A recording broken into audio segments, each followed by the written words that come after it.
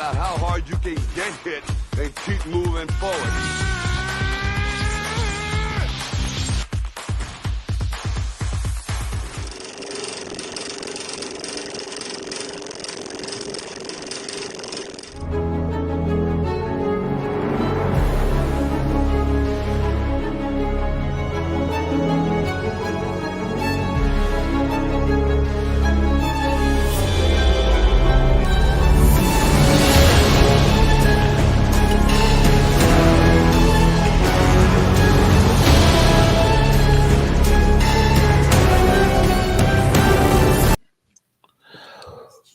Welcome. I'm Greydon, and I'm your guide through a deep dive in the world of movies right here on the Director's Cut. Exclusively right here on the Bloodline Entertainment Network. Check out the description below for all the ways you can follow us. And remember to hit that subscribe button, hit that like button, and hit that bell notification for more videos like this. Without further ado, let's dive in. Oh, it's a deep burn. Oh, it's so deep. So I'm going to dive into this movie in three ways.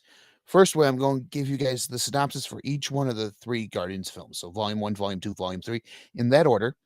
I'm going to also give you guys the timeline that we find our Guardians throughout the entire MCU that leads us up to Volume number 3. And then I'm going to give you a non-spoiler review of Guardians of the Galaxy Volume 3.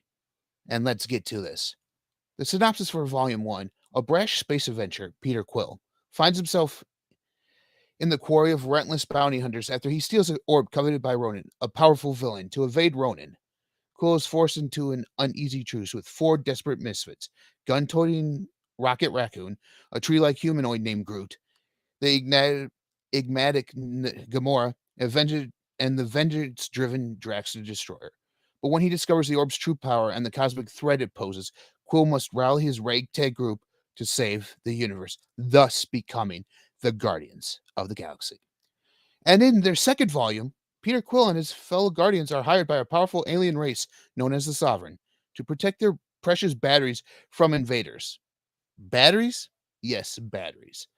When it's discovered that Rocket has stolen the items they were sent to guard, the Sovereign dispatch their armada in search for vengeance. As the Guardians try to escape, the mystery of Peter's parentage is revealed. And the newest chapter in this Guardians of the Galaxy saga, still reeling from the loss of Gamora, Peter Quill must rally his team to defend the universe and protect one of their own. If the mission is not completely successful, it could possibly lead to the end of the Guardians as we know them. So those right there are the synopsis for all three movies. And as you can see, each time the stakes get gradually more progressive and a lot worse for our team. So before I continue on, let's see who's all in here tonight. We got Clark Street. What's up? We got Universal Wrestling Podcast. Let's go. Streets, my man. You're right there. Ivan, way to go, man. Thanks for showing up. Dylan, thanks for showing up. Courtney, thanks for showing up. Hey, Courtney's just saying hey to y'all. And here we go. Yeah. We're here. We're here. We're ready to go. Cage is here. Dom is here. Courtney's still saying hey to everyone. Everyone's still saying hi to each other. What's good, brother? Things are going good, man. How are you tonight? De Niro's here. Courtney's back. What's good? I'm doing well tonight, ladies and gentlemen. So thanks for asking. Yeah, smash that like button. Yeah, listen to Devin. Why do we need a volume 3? I thought all of them died in Endgame. I'm so confused.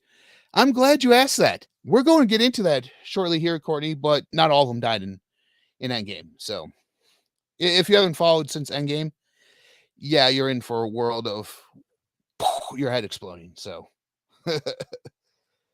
so that's the thing. And let's see, Streets. I'm not Cisco Eber, but Streets gives this 2 thumbs up. Way to go, man. Way to go. Yeah, way to go, man. Thanks. Yeah, Tim, thanks. All right, so here we go. I'm going to get into the timeline of the Guardians of the Galaxy throughout the entire MCU. We're talking all these movies that have been out. We're going to start in the year of 1988, where Peter Quill is just a young kid in a hospital room with his mom, who's dying of cancer. And when he's asked to leave the room by his grandfather, he is abducted by a pirate group of Ravagers on behalf of his father Ego. And here he is raised by the blue skin with a red mohawk na- named Yandu Udanta. Fast forward 26 years, and the year's 2014. Peter becomes Star-Lord, the legendary outlaw. His own name. Why not? He goes and steals an orb from Morag. No one knows yet what this orb contains. The Power Stone. You know, one of those stones for Thanos' gauntlet of doom. Yeah. Stopping Ronan the Accuser from getting it for Thanos. Quill is being pursued by Gamora. She and Quill are arrested by the Nova Corps, along with bounty hunters Rocket Raccoon and Groot, who have tried to capture Quill for the reward money. Yes, Peter Quill is a wanted man, so you have Gamora, Rocket, and Groot trying to capture him for that money. But yet they're all thrown into prison in the kiln when they break out with Drax in tow to deliver the orb to the Collector, who Gamora had lined up to purchase said orb. They find that the Ravagers and Ronan start cornering in on them in the location known as Nowhere. What Nowhere is this gigantic head that they live in, which ends up becoming their base of operations. So it's a big gigantic head. It's a head of a dead Celestial. Supposedly, in the comic books, it would be. So right here, they're living there. So big, huge head out in the middle of space. Where now Peter and Gamora get captured by Yondu with Rocket, Groot, and Drax not far behind. Ronan then decides to use the stone to take over Xandar, the home of the Nova Corps. Without Thanos, Quill does a dance off, then uses the stone with help from the Nova Corps and the Ravagers to defeat Ronan. This group has officially become the Guardians of the Galaxy. And Peter knows he is more than just human after taking all that power and not dying. If you guys have seen the first one, you see that Peter's absorbing all that purple energy. Yeah, Peter realizes that after that's said and done and they defeat Ronan, that there's more to him than meets the eye. Kind of like Transformers, but he's not a Transformer.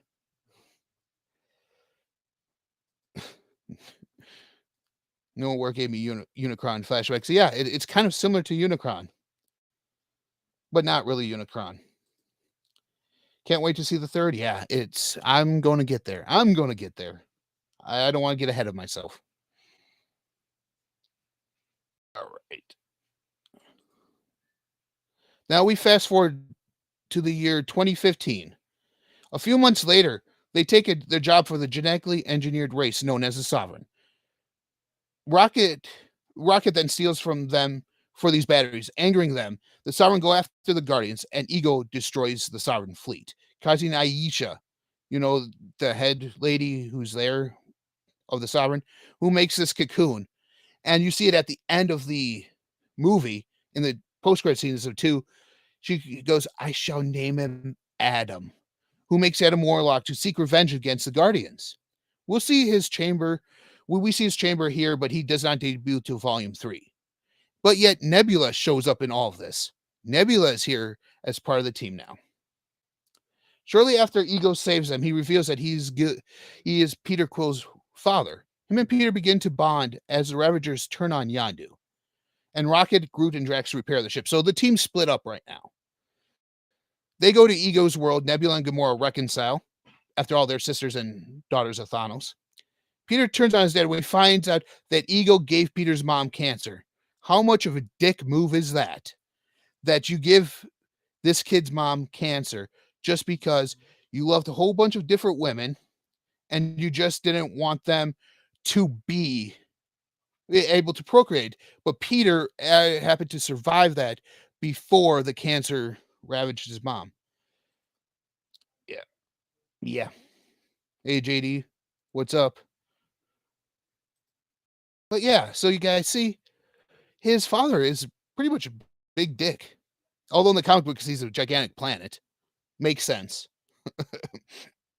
He finds out that just because Ego was his father or was the one who inseminated his mother doesn't mean He may have been your father, boy, but he wasn't your daddy. yeah, like Yandu said there, he might have been your father, but he wasn't your daddy. We find out that Yandu treated Peter more like a son, and Peter viewed Yandu as a father. And he had one of those most touching moments ever, as you just saw. It also comes to the fact where Yandu was able to sacrifice his life to save Peter. They're out in the space, and Peter can't. They're starting to not be able to breathe. Yandu puts something on him, hits it. Peter gets a force field over him, and is actually sitting there, able to breathe as Yandu freezes in space and dies. As being a deadbeat dad wasn't enough. Yes, it was. So you see, Mantis now joins us because Mantis was with Ego. She was one of the aides to Ego. And Greydon, who Greydon is, if you guys don't know, is Yandu's psychic. He's his right-hand man. So now Mantis and Greydon join the team in 2015. 2018, 3 years later, the team meets Thor after the effects of Thor Ragnarok, when Thor is looking for a new home. Asgard is destroyed. Thor is seeking a weapon to destroy Thanos for good. The team splits up as Rocket and Groot go with Thor. Peter, Gamora, Drax, and Mantis go after the Reality Stone that's on nowhere. They face Thanos, and he captures and kills Gamora. He captures and then takes Gamora to Vornir and throws her off a cliff to kill her to get the Soul Stone, because it's a soul for a soul. And then the Star-Lord team with Nebula. So we were talking Peter, Gamora, Drax, Mantis, and Nebula now meet with Iron Man, Doctor Strange, the Sorcerer Supreme, and Spider-Man, that little kid. They go to Titan to battle Thanos for the Time Stone. Rocket and Groot successfully help Thor create Stormbreaker before they go to Wakanda to fight Thanos and his elite guard. Where guess what happens? They fail. Honestly, I like superhero movies that tell me that they fail because they don't always have to win. Vision is killed when his gem is ripped out. It's the last gem Thanos needs. He puts it in his gauntlet. He snaps his finger, wiping out half of the population. Thus, our team of Guardians are wiped out, except for Rocket and Nebula. Why those two? I don't know. It's a question I want to ask James Gunn personally. Why those two? Well, I know because he's a huge fan of Rocket, and that's why. For Rocket. But Nebula, I honestly don't know. Those two and Iron Man are rescued after they're in the ship for a while. There's oxygen. Iron Man's about ready to die. Rocket's about ready to die because there's no oxygen on here. They're rescued by Captain Marvel and join the Avengers and gain the stones back to reverse what happened. Thor murders Thanos before he's able to mentions that he uses the stones to destroy the stones. Yes, Thanos uses the stones to destroy the stones. So thus, it's the end game, folks, in 2023. It's the end game. Rocket and Nebula formulated plan with the Avengers to go back with a ragtag team of heroes. They do this by going back in time to gather the stones to get back to the present, to snap it themselves, thus bringing everyone back, and our team helping out battling 2014 Thanos. So here's the timeline right now. I'm telling you guys this timeline, but you guys are probably a little bit confused. 2014 Thanos is the Thanos that we originally saw in Infinity War before they killed him, before it was him searching around for the stones. So the Avengers led him to the stones and ultimately gave the 2014 Thanos the stones. This Thanos hasn't been defeated yet. This Thanos is undefeated in every battle he has. No one has been able to stop him. So he heard of their plan to undo the former Thanos's work. The Guardians might have lost their Gamora, but you see, Gamora once again betrays her father of Thanos. But this Gamora doesn't know this team or her being in love with Peter. She leaves on her own following the Battle of Earth. People are back. Everyone is undusted. 5 years are missing off of their lives. It's no big deal. Honestly, it's no big deal. This is why you don't see her, Gamora, at Tony's funeral in 2023. You look at that scene, you see Groot, you see Nebula, you see Peter, you see Drax. You don't see Gamora because of that. 2023 to 2024, Thor joins up with the team after the events of Endgame to try and find themselves up into space, in the cosmos. This is also seen in Thor Love and Thunder, when the Guardians leave him on that planet and he goes to try and protect this castle, but ends up destroying it anyways.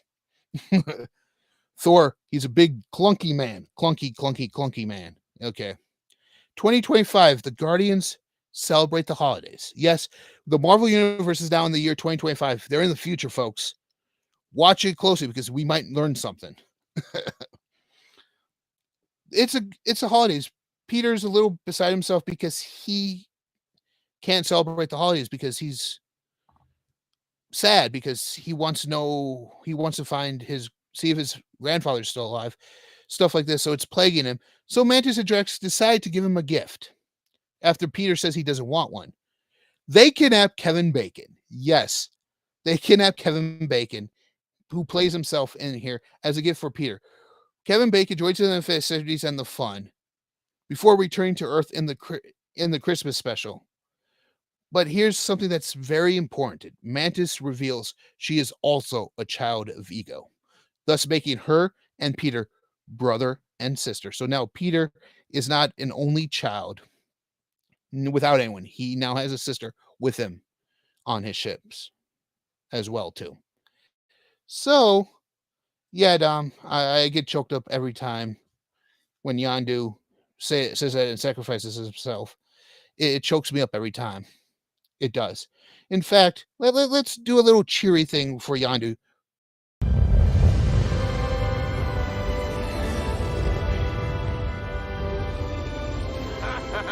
What? You look like Mary Poppins. Is he cool? Hell yeah, he's cool. I'm Mary Poppins, y'all!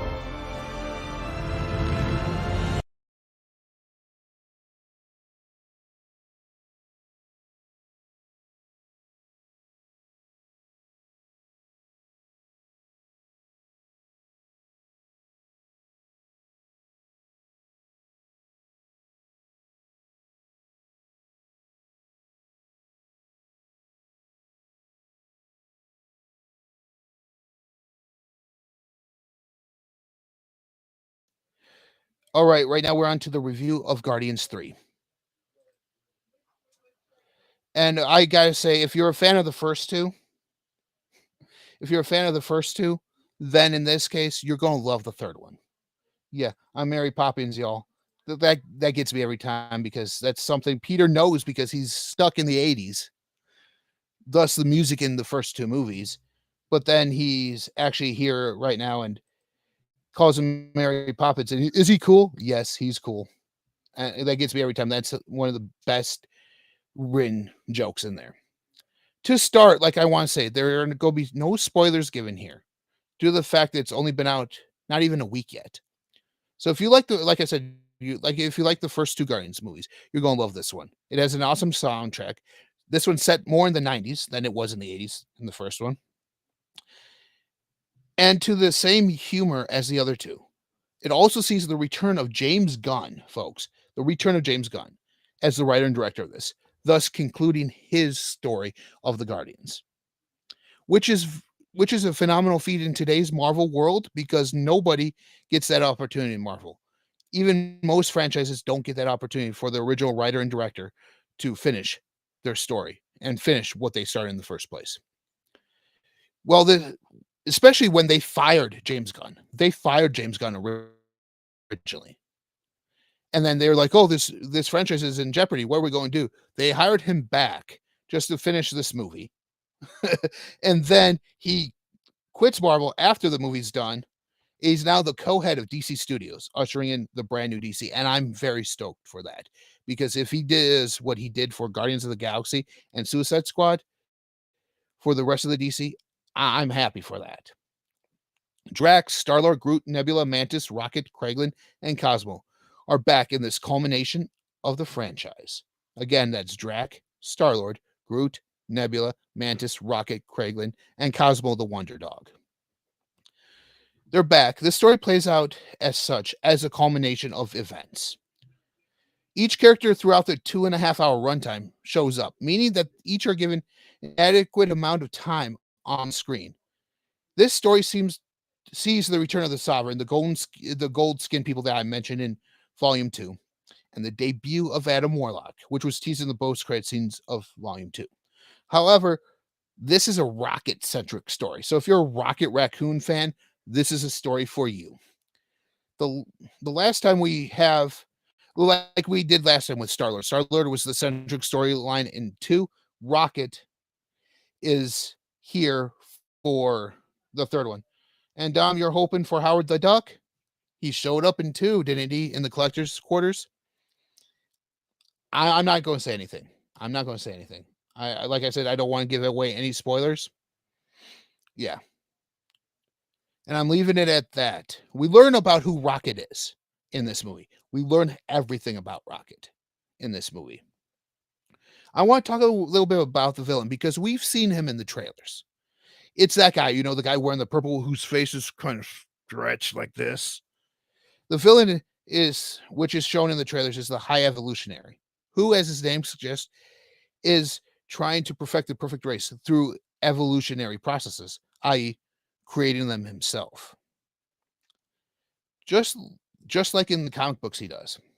He is the man behind the humanoid animals we see in the trailer. Where that little rabbit girl drops the ball, goes to Drax, he picks it up to throw it back at her and hits her in the face in the trailer. Yeah, he's responsible for that group right there. This villain, the High Evolution, is very, very good villain. The moment you see him and the moment you start seeing his story, you want to hate him. You want to hate this guy. And you do that. You go throughout this movie hating him for what he does. And I'm not going to say what he does, because you'll hate him even more for that if you're shocked by what he does. This guy could have been an Avengers level threat, but was very well played in here in this universe with Guardians. It just kind of makes sense. Here they are protecting their friend. I'm not going to say which friend. They're protecting one of their friends from this guy. Why? Because maybe this friend was created by him. I'm just saying that. Very well could be. I don't know who. I know who. You don't know who, and I'm not going to tell you who. This movie has the humor and the soundtrack. As I said earlier, it's phenomenal.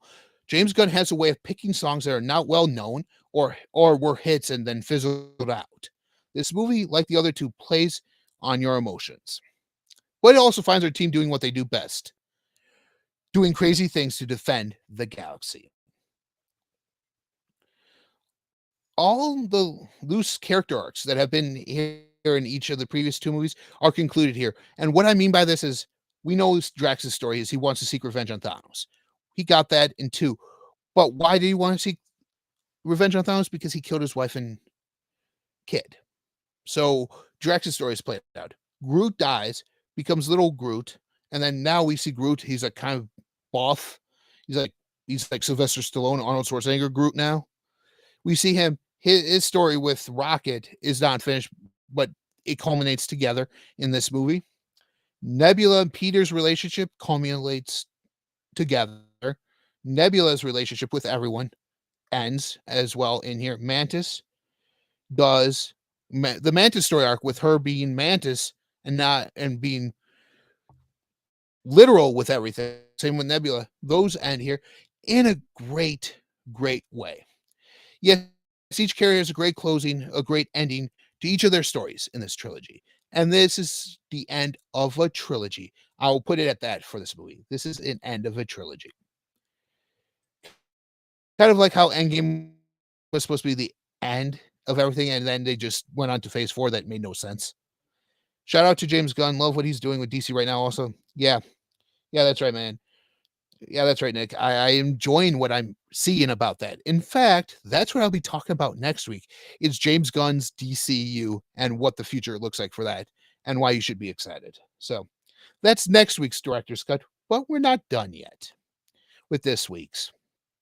Just to let everyone know, there are 2 post-credit scenes, and here they are right now.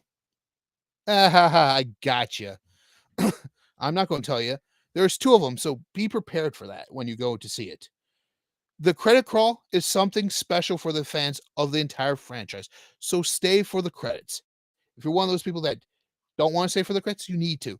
It's a very touching tribute to everything in there for this entire franchise as a whole.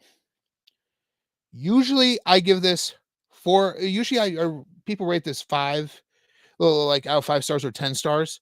But here, since we're on a network and we talk about wrestling, sports, and entertainment, I'm just going to either tell you guys if it's a too sweet, it can't be beat, or if it's too sour, which is upside down, and you shouldn't bother. Well, right here, I'm just going to say it's just too sweet.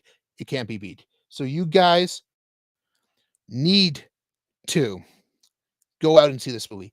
As of right now, it's about at, I think it hit its budget of 250 million. It's at 280 million right now after this opening weekend.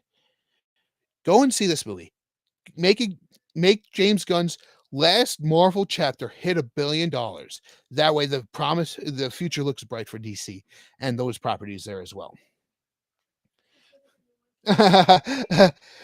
Yes, I swerved you all. That's right. I wasn't going to show those, no.